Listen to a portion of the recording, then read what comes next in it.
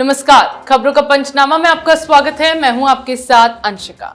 हम लेकर आए हैं देश दुनिया की 5 बड़ी खबरें, जिनके विश्लेषण के लिए मेरे साथ स्टूडियो में मौजूद हैं कैपिटल टीवी के editor in chief doctor Manish Kumar. Doctor साहब, बहुत बहुत स्वागत है। धन्यवाद। सबसे पहले नजर डालते हैं हेडलाइंस पर। पीएम मोदी ने लॉन्च की अमृत भारत स्टेशन योजना, विपक्ष पर किया बड़ा प्रहार। कहा, ये ना तो खुद काम करेंगे और ना ही दूसरों को करने देंगे। पुणे में अमित शाह ने की मुख्यमंत्री एकनाथ शिंदे और उप मुख्यमंत्री अजीत पवार से बात। शरद गुट के जयंत पाटिल से भी की मुलाकात। अजीत गुट में शामिल होने की अटकलें तेज। ज्ञानवापी मस्जिद में एएसआई का सर्वे लगातार तीसरा दिन जारी। जीपीआर से जांचा जाएगा मुख्य गुंबद के नीचे आदि विश्वेश्वर के गर्भगृह का दावा। मंदिर होने के सबूत मिलने की बड़ी संभावना। नू हिंसा मामले में आम आदमी पार्टी की एंट्री। आप नेता जावेद अहमद पर हत्या के मामले में एफआईआर दर्ज। बुलडोजर की कार्रवाई में अवैध निर्माण को ध्वस्त करने का काम जारी। इमरान खान की गिरफ्तारी के बाद शहबाज शरीफ ने किया चुनाव की तारीख का ऐलान। पीटीआई ने किया प्रदर्शन का आह्वान। भारी पुलिस बल किया गया तैनात।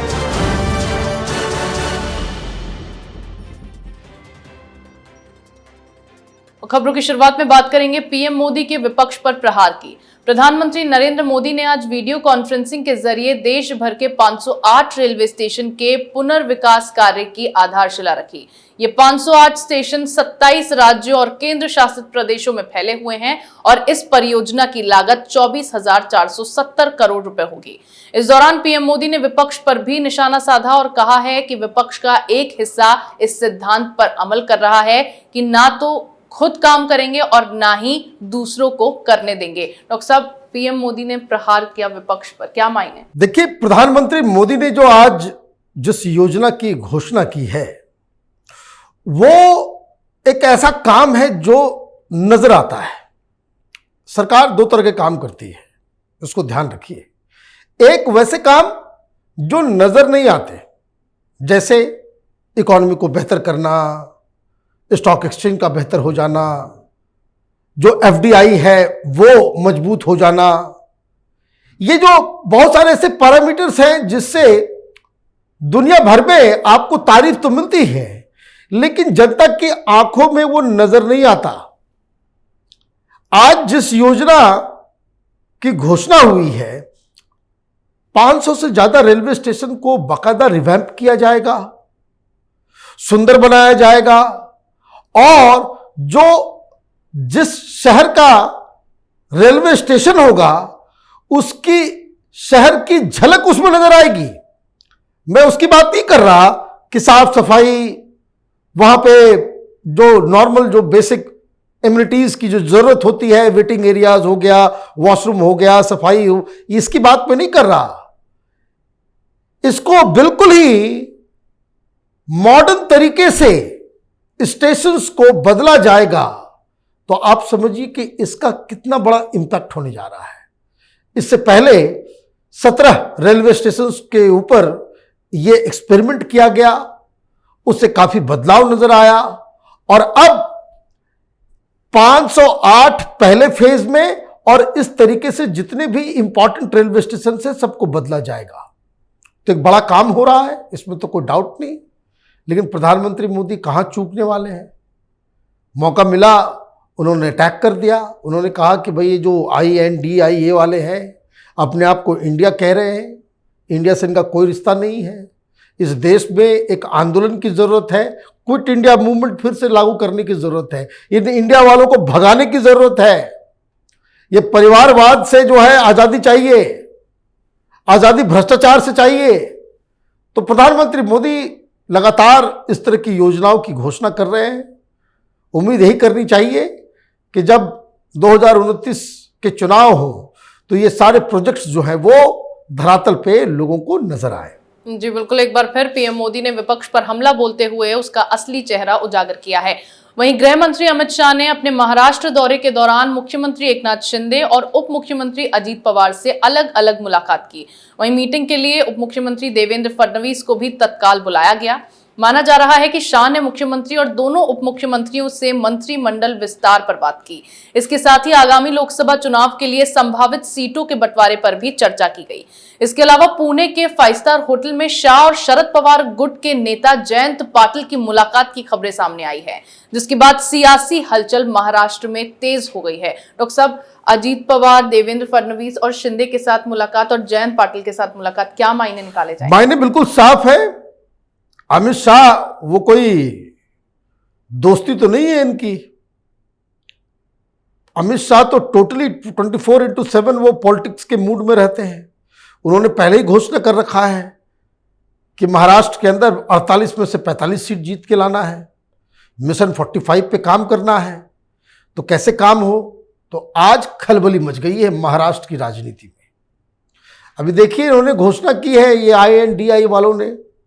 मालूम चल रहा है कि वहां पे जो तथाकथित MVA हुआ करता था वो बिल्कुल ही वीक नजर आएगा। क्यों? क्योंकि होटल के कमरे में बंद होके जयंत पाटिल, ये जयंत पाटिल कौन है? आखिरी बड़े लीडर शरद पवार गुट में। बाकी सब तो अजीत पवार के साथ आ गए, सिर्फ इनका ही आना बाकी था। तो ये खुद नहीं, अपने 8-10 MLAs और समर्थकों के साथ वो अजीत गुट में शामिल हो रहे हैं। कुछ लोगों को, अपने परिवार के लोगों को बाकायदा बीजेपी में सीधे सीधे उनको जोड़ा जा रहा है। और ये अच्छी खबर नहीं है शरद पवार के लिए, ना ही उद्धव ठाकरे के लिए और ना ही कांग्रेस पार्टी के लिए।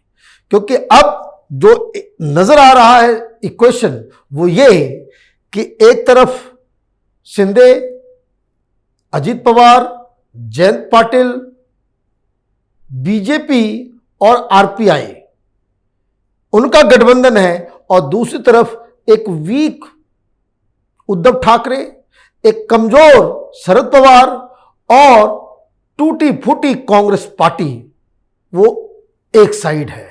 तो अभी और भी खबरें आएंगी, और भी कई लीडर्स कांग्रेस के, उद्धव ठाकरे गुट के, शरद पवार गुट के जो इस तरफ आएंगे। क्योंकि राजनीति में कोई भी नेता लूजिंग साइड की तरफ रहना नहीं चाहता है। जी बिल्कुल। शाह से जयंत पाटिल की मुलाकात के बाद माना जा रहा है कि जल्द ही वो शरद पवार का साथ छोड़ सकते हैं। अगली खबर में बात करेंगे ज्ञानवापी की। ASI सर्वे की 51 सदस्यीय टीम का सर्वे आज तीसरे दिन भी जारी रहा।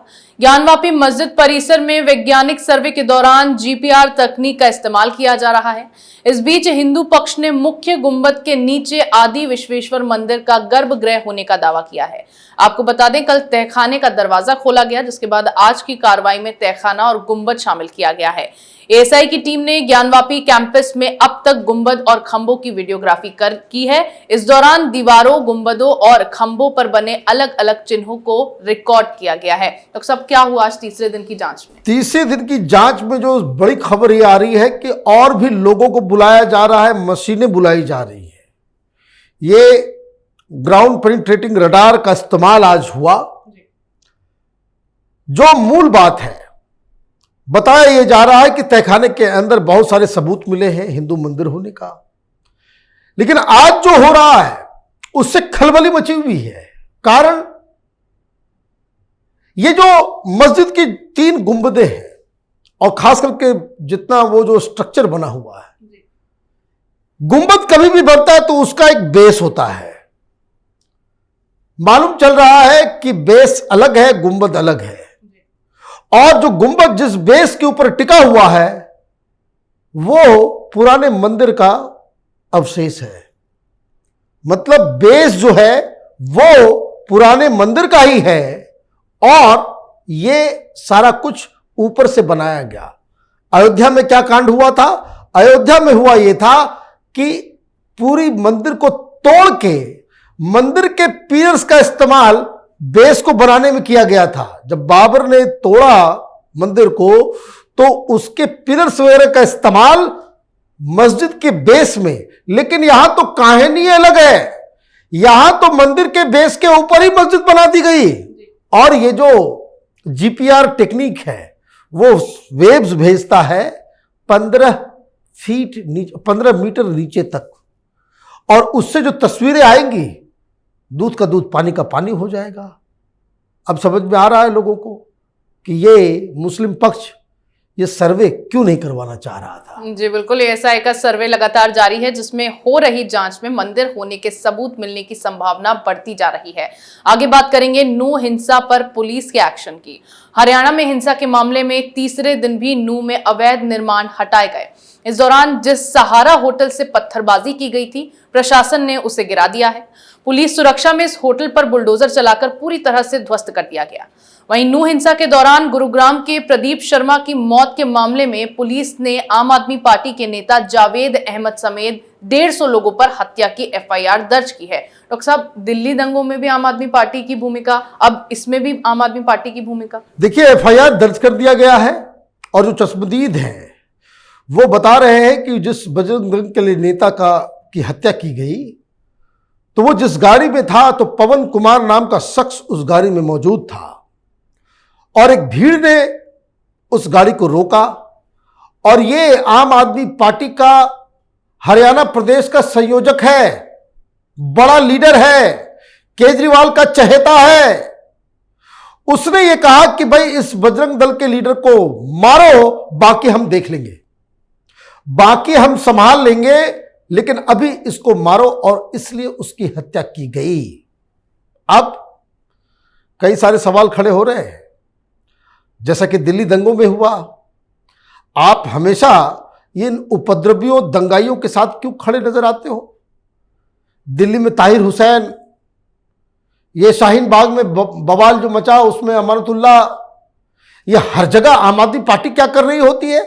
और वैसे मैं आपको एक और जानकारी दे दूं कि इसमें अब पाकिस्तानी एंगल नजर आ रहा है।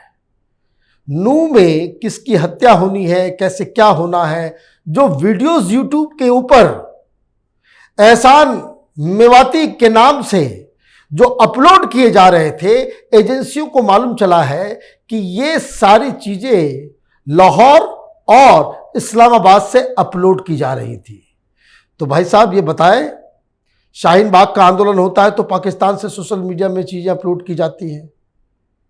ये किसान आंदोलन होता है तो 600 इस तरह के फेक आईडीज को बैन करवाया गया था सरकार के द्वारा, कि जिसके जरिए हिंदुस्तान में भड़काने की कोशिश की जा रही थी। वो सब के सब पाकिस्तान से ऑपरेट हो रहे थे।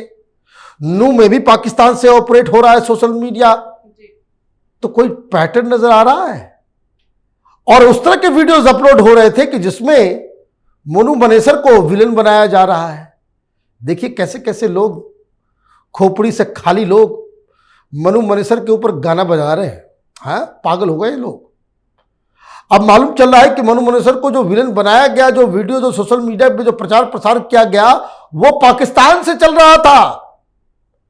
तो अभी बहुत सारे राज खुलने बाकी हैं। ये तथाकथित INDIA, उनको आगे अपने नाम के आगे पाकिस्तान जोड़ लेना चाहिए, ISI जोड़ लेना चाहिए, चीन जोड़ लेना चाहिए, क्योंकि इनकी करतूत वही नजर आ रही है। जी बिल्कुल, नूह हिंसा मामले में लगातार बुलडोजर की कार्रवाई जारी है और अब इस मामले में आम आदमी पार्टी भी फंसती नजर आ रही है। आज की आखिरी खबर में बात करेंगे इमरान खान की। तोशाखाना मामले में पाकिस्तान के पूर्व प्रधानमंत्री इमरान खान को 3 साल की जेल के साथ 1 लाख रुपए का जुर्माना लगाया गया है। साथ ही अगले 5 साल तक उनके चुनाव लड़ने पर रोक लगा दी गई है। इस मामले को लेकर पीटीआई ने सुप्रीम कोर्ट में समीक्षा याचिका भी दायर की है। पार्टी ने कार्यकर्ताओं से देशव्यापी शांतिपूर्ण विरोध प्रदर्शन का आह्वान किया है, जिसे देखते हुए भारी पुलिस बल की तैनाती की गई है। इस बीच पाकिस्तान के प्रधानमंत्री शहबाज शरीफ ने मुल्क में चुनाव की तारीख की घोषणा कर दी है। डॉक्टर साहब, इमरान खान की गिरफ्तारी क्या सोच समझ कर करवाई गई है? देखिए, वहां कोई डेमोक्रेसी नहीं है, वहां आर्मी का रूल चलता है, और आर्मी को लगता है कि भाई इमरान खान को इलेक्शन से बाहर रखा जाए, क्योंकि इलेक्शन में उसे रखोगे वो दिक्कत क्रिएट करेगा। वो फिर अगर चुनाव जीत गया, या जीतेगा तो नहीं, लेकिन फिर भी उस सीटें आ गई और बहुत तरह का बवाल किया, तो उसमें उनकी साख खत्म हो जाएगी। अब तोशाखाना का केस बना करके आपने उसको गिरफ्तार कर लिया। लोगों को कहा गया है कि भाई आप प्रोटेस्ट करें, लेकिन प्रोटेस्ट पिछली बार की तरह मजबूत नजर नहीं आ रहा है और ना ही उग्र नजर आ रहा है। तो ऐसे में क्या होगा, ये सोची समझी आर्मी की प्लानिंग है कि इलेक्शन करवा लो, एक पपेट प्राइम मिनिस्टर बना दो और इमरान खान को तब तक जेल के अंदर बंद रखो। बहुत सारे लोग होते हैं, बहुत सारे मुल्क में, हिंदुस्तान में भी ऐसे लोग हैं जो ये चाहते हैं कि हिंदुस्तान का प्रधानमंत्री जो हो वो मनमोहन सिंह के जैसा, गुजराल के जैसा कमजोर मुख्यमंत्री प्रधानमंत्री हो, ताकि ये जो क्लब है, लुटेरा क्लब, वो अपने काम को बड़ी आसानी से अंजाम दे सके, देश को लूट सके। पाकिस्तान के केस में आर्मी है और हिंदुस्तान के केस में ये टुकड़े टुकड़े गैंग है। जी बिल्कुल, इमरान खान की गिरफ्तारी के बाद अब फिर से पाकिस्तान के हालात बिगड़ते नजर आ रहे हैं। देश दुनिया की तमाम बड़ी खबरों पर हमारे साथ आपके विश्लेषण के लिए बहुत बहुत धन्यवाद। धन्यवाद। खबरों का पंचनामा में मेरे साथ आज इतना ही। अगर आपको हमारा ये वीडियो पसंद आया हो तो इसे लाइक करें, शेयर करें, कमेंट करें, साथ ही हमारे चैनल को सब्सक्राइब करना ना भूलें।